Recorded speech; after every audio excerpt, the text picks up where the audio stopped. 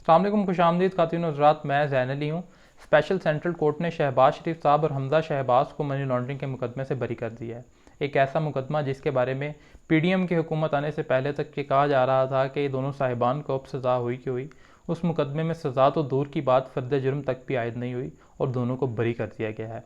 ये कहानी उस वक्त शुरू होती है जब इमरान खान साहब की हुकूमत में शुगर स्कैंडल की तहकीकात की गई थी, जिसके बाद एफआईए ने शहबाज शरीफ साहब और हमदा शहबाज के खिलाफ एक एफआईआर दर्ज की थी, जिसमें कहा गया था कि दोनों साहिबान ने रमज़ान शुगर मिल के जो निचले दर्जे के मुलाजमीन हैं उनके नाम पर जाली बैंक अकाउंट्स बनाए हैं और उन बैंक अकाउंट्स में 25 अरब रुपए की ट्रांजैक्शंस की गई हैं।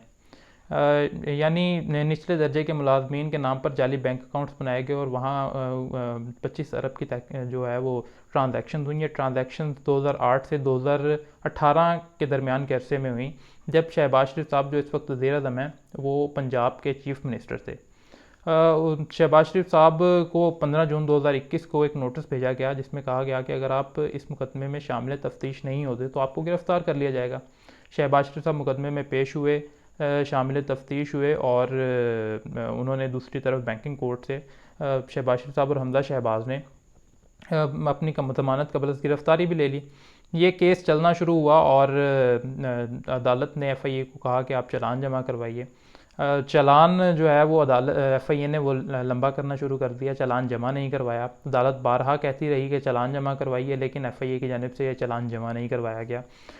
तो जब समाअत के दौरान अदालत एफआईए की डायरी भी चेक करती तो उसमें 2-4 लाइनों के सिवा जब कुछ ना मिला, तो अदालत ने एफआईए की जो प्रोसिक्यूशन टीम थी उसे अच्छा खासा डांटा भी और कहा कि आप कर क्या रहे हैं, इतने महीनों से ये केस चल रहा है लेकिन अभी तक चालान नहीं जमा करवाया जा रहा, कोई तफ्तीश नहीं हो रही इस मुकदमे में।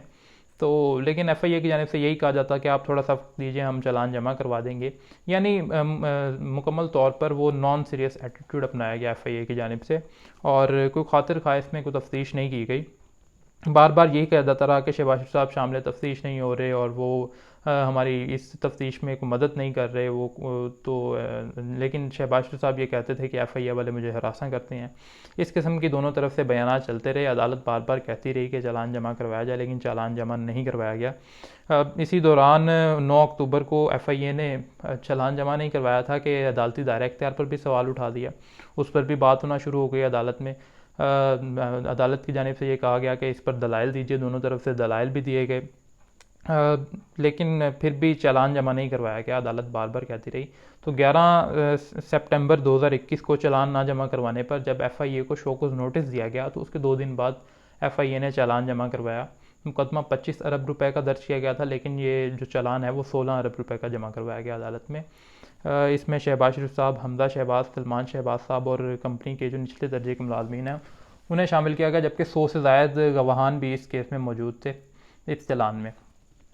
लेकिन एक हैरानकुन तौर पर एक बात देखने में आई कि इसमें यानी ये तमाम जो जराइम है, ये वाइट कॉलर जुर्म, ये बैंकिंग चैनल्स के थ्रू हुए, लेकिन बैंकिंग के किसी भी अमले को इस चालान में नामजद नहीं किया गया। तो ये एक हैरानकुन बात थी।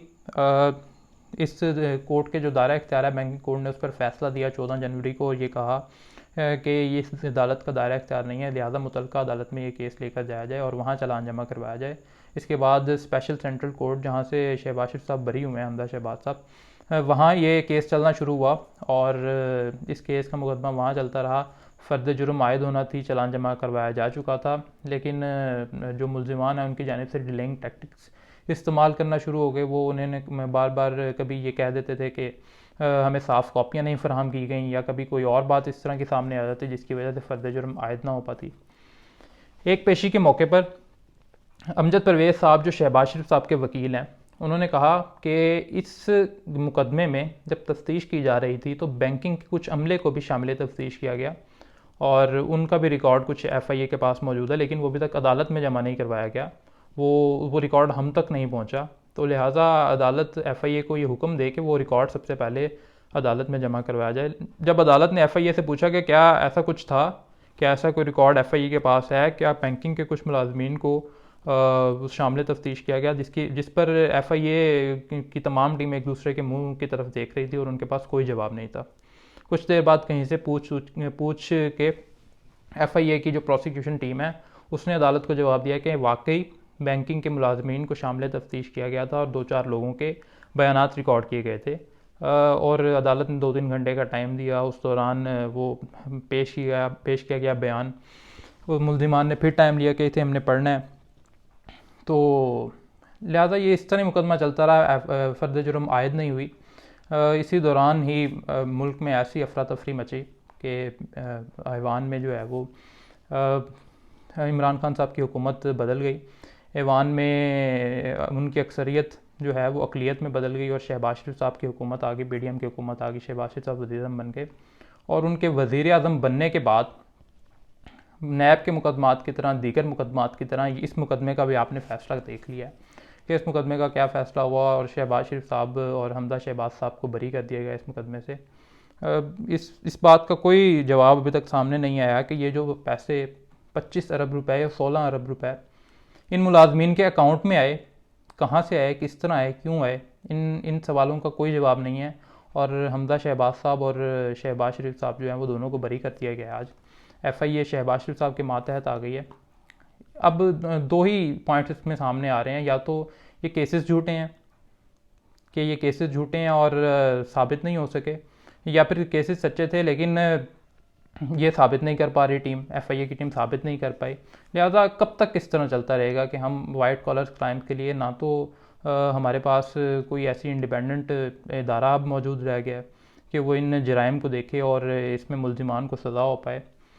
पाकिस्तान के अदालती निज़ाम के लिए एक बहुत बड़ा सवाल है जो मुँह चिढ़ा रहा है कि क्या इसी तरह इदारों को एक दूसरे की सियासी रसाकशी के लिए इस्तेमाल किया जाता रहेगा? क्या ये मामला इसी तरह ही चलते रहेंगे?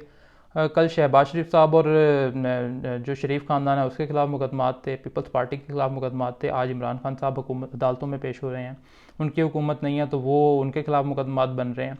कल को इमरान खान साहब की अगर दोबारा हुकूमत आती है तो ये क्या FIA दोबारा अपने सियासी मुखालफिन के लिए इस्तेमाल किया जाएगा?